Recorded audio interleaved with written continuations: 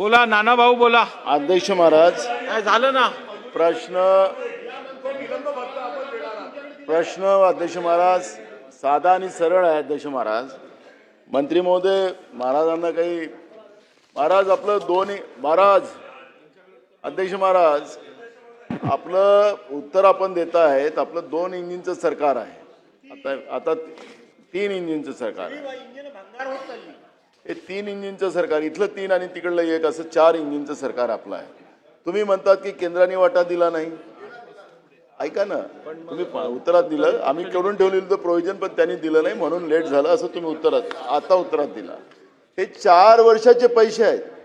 एक गोष्ट तुम्ही लक्षात करा, हे गरीब लोक असतात. गाईचा कोठा शेतकऱ्यांना देतो त्याचे पैसे मिळाले नाहीत.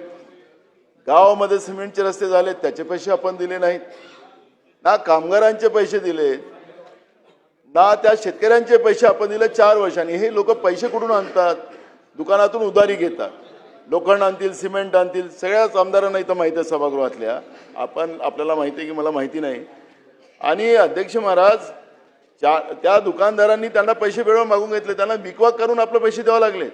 सरकारची योजना जी आहे या सगळ्यांना आधार देण्याची आहे आणि ही आधार देणारी योजना तुम्ही त्यांना आता जमिनीत गाडलं.